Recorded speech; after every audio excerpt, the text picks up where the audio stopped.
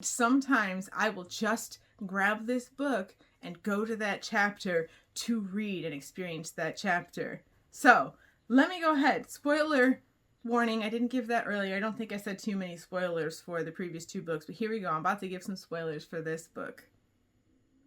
There's zombie dinosaurs in here.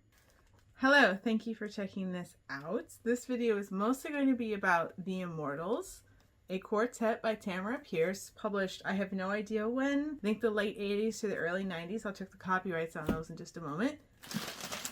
And the unbagging of Tempests and Slaughter. We're going to talk about that on the second half of the video.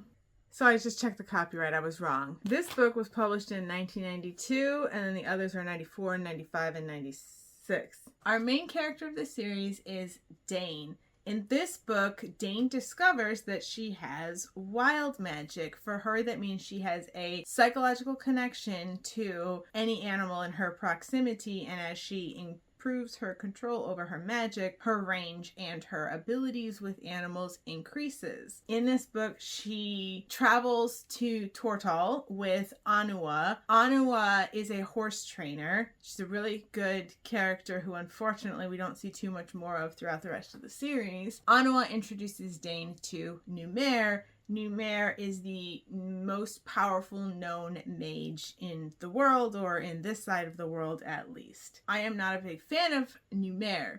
He's not a bad guy, but he makes the hair on the back of my neck stand up in ways that are a little bit hard for me to pin down. I'm going to explore that a little bit as I reread this series this time around and bust into Tempests and Slaughter for the first time ever. Wild Magic is followed by Wolf Speaker. In Wild Magic, Daine was Numair's student because as the most powerful mage, but also one of the best educated in the theory of wild magic, he made sense as a teacher for Daine discovering her power. This book is transitioning away from them being student-teacher to being more partners. There is a significant age gap between them. But I mean companion partners, not romantic partners in this one. Daine's powers are growing, but her learning curve is no longer particularly dependent on Numair's knowledge. It is necessary for Daine to discover for herself what she can do and what her limits are. Wolf Speaker, the central plot of this book is helping the wolves who helped her when her family was killed by bandits, and for Daine discovering some of the long-term impacts of exposure to her and her magic. The whispers of her true heritage start to really come out in this book. Third book in the Immortals series, Emperor Mage. This book contains the chapter Daine Loses Her Temper. Although Protector of the Small is my favorite series and Kel is my favorite protagonist, Daine is right up there next to Kel. Sometimes I will just grab this book and go to that chapter to read and experience that chapter. Let me go ahead. Spoiler warning, I didn't give that earlier. I don't think I said too many spoilers for the previous two books, but here we go. I'm about to give some spoilers for this book. There's zombie dinosaurs in here. In this book, Daine is temporarily given the power of raising the dead by one of the gods, the Graveyard Hag. And the Graveyard Hag has a purpose for giving Daine this power, but Daine isn't interested in doing things the way that the goddess wants her to. Daine uses the power to resurrect the fossilized skeletons of a bunch of fantasy dinosaurs that are recognizably equivalent to the dinosaurs of our world. Made this quite a fun read. And as I said, that chapter, Daine loses her temper. Sometimes I will just go back to the moment where it's not her power, but her personhood that terrifies everyone around her in that moment. Then the realms of the gods. This is one of the most high fantasy of the Tamara Pierce books. Like, they're all fantasy, but they're all decently grounded in this sort of semi-medieval realism. The next closest high fantasy to this one would actually be Battle Magic, which is in the Emmeline series. Anyway, so this one has dragons right there on the cover. I didn't mention one bit has been raising a dragon since the first book when the mother died protecting Daine and the queen and a bunch of other people and left her baby. Daine has been taking care of Kitten, the baby dragon, ever since that first book. That would be Kitten's grandfather on the cover. So what's been going on for this entire series, the reason it's called the Immortals series, is because the Immortals have been somehow bleeding over into the human realms. In the previous series, in Alana's series, there was mentions of mystical things, mythical creatures like dragons, but they were myth. They were not... There was magic, but not that kind of magic. Well, there is that kind of magic. It turns out that human mages, centuries ago, locked the immortal creatures into the realm of the gods, and now some mages from the last book had discovered how to undo those barriers, and so some of the immortal creatures started bleeding through to the human realm. So this book is the battle between chaos and the gods having control, between humans having control, and the immortals having their presence in the real world as well. At the beginning of this book, Numair and Daine get sucked into the realm of the gods to save them from a crazy creature. Then they have to journey across the realms to the Dragonlands to ask the dragons to give them a ride back to the mortal realms, because that's easier and more likely to be successful than if they tried to ask one of the great gods to send them back to where they needed to be at the appropriate time in their life. So that's this adventure story. Now, I mentioned the age gap when I was talking about the second book and how they're not romantic in that one. In general, Tamara Pierce, her romances are... Her books are not romances, and so the romances in her book sometimes are clunky. I think that's the best way to describe it. The relationships are there, the friendships are entirely believable. Sometimes the switch from trusted friend to romantic partner is abrupt. It blindsides one character or blindsides the reader. So in this one, Daine is 16, on the cusp of 17.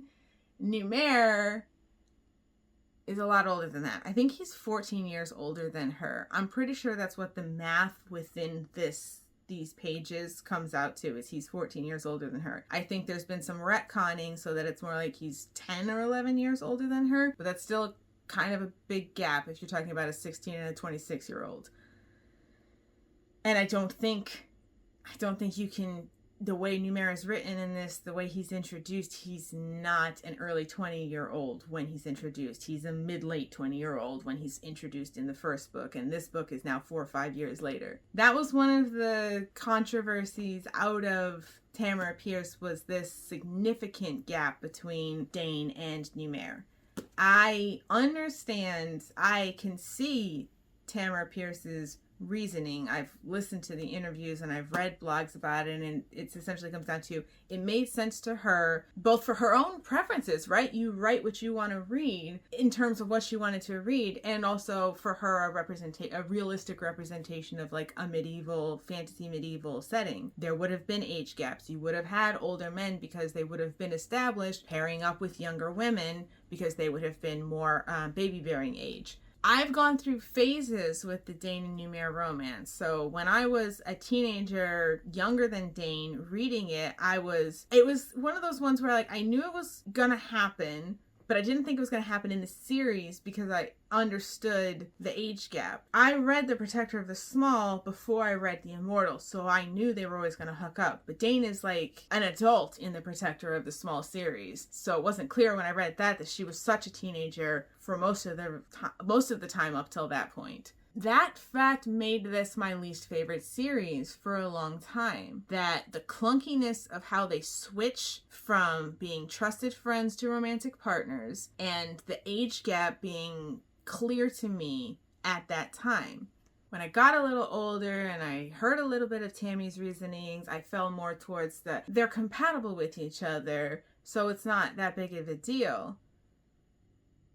It is that big of a deal. It really unsettles me. I don't know if the fact that Daine was 16 and he was probably 30 when they kissed in this book has just always been there as a fact about Numair.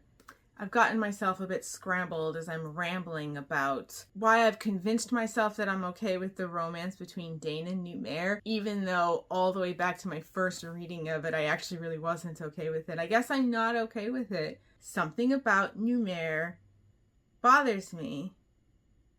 And even though Numair is the most powerful known mage in this part of the world, Daine, last spoiler warning, I haven't mentioned it up till this point, is half a goddess. Her father was the god of the hunt, and after her mother died, she's also been elevated to godhood. Her parents are gods. Daine is a demigod. She's extremely powerful in her own right, and as powerful as Numair is, I don't think even his power can put the full limit on Daine's ability to connect to animals. It's part of the core of who she is. It's not really something that can be turned off. She's got power, even though they have this significant age gap, she also does have power equal to him. In that way, it makes it more okay in my head that they are together. They are genuinely compatible. They genuinely do get along and have similar interests to each other. And then also, while he is potentially in a position to take advantage of her, she does have, and the thing is too, not only does she have that power, she's got other allies. And frankly, the friends that they have in common would probably be more than willing to murder Numair if he actually did something to hurt her, especially when she was younger. It's not really an older man preying on a younger woman situation in this book. But if it doesn't sit right with you, it just doesn't, because it just doesn't for me. Having said all of that, I genuinely don't think Numair being older than Daine and being with her is the root of my not being the biggest fan of Numair. I was never drawn to read Tempests and Slaughter because Numair was not someone I had an interest in. I really don't know why Tamara Pierce chose to put time and energy into getting Numair's book out as opposed to Triss's book to complete the Circle Reforged. And now with Numair's book, it's the first book, it's a Tempest and Slaughter that was published in 2018, and there's no sign at this point in time in June of 2025 if or when any more books will be coming from Tamara Pierce at this point.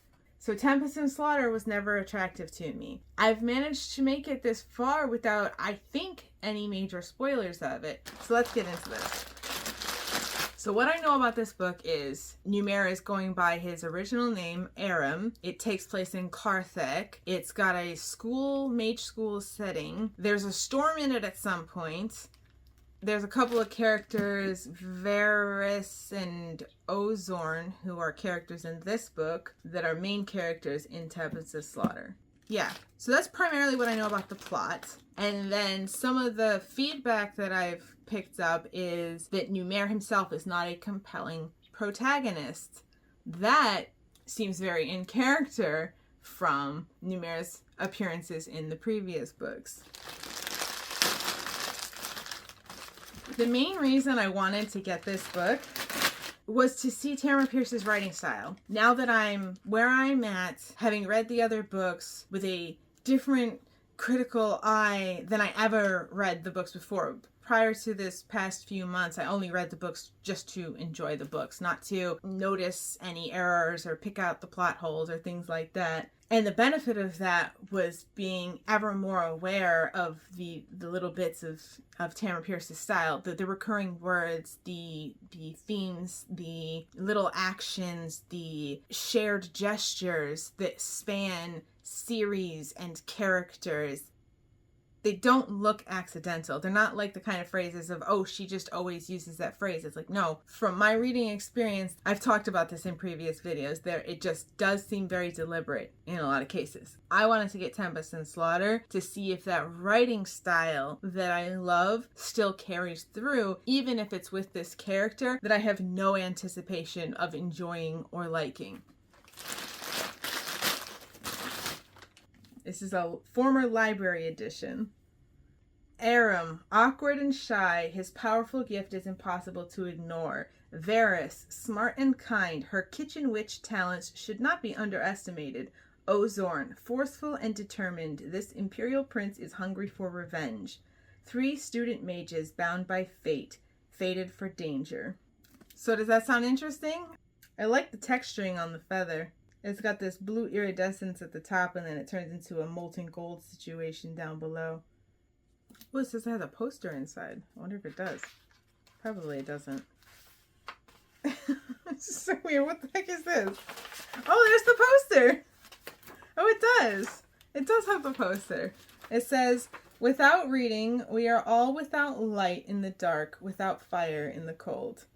Quote by Tamara Pierce. So it does have the poster, and now I have the poster. That's pretty cool. That's Tempests and Slaughter with the poster still inside. And the Immortals books, I'm going to reread those first. And then I'm going to read Tempests and Slaughter, which another thing I think is it takes place simultaneously as the Song of the Lioness Quartet. Definitely I will be making a video about my thoughts and commentary after I finish reading this for the first time. Leave a comment if you want me to do videos where I talk about my rereads of the Immortals series, or leave a comment about your reading experience with the Immortals or with Tempests and Slaughter if you've read this one already. And subscribe. I'm supposed to say that if you want to see when that video drops. Liking the video helps the channel grow, and I will catch you with the next one. Thank you for being here.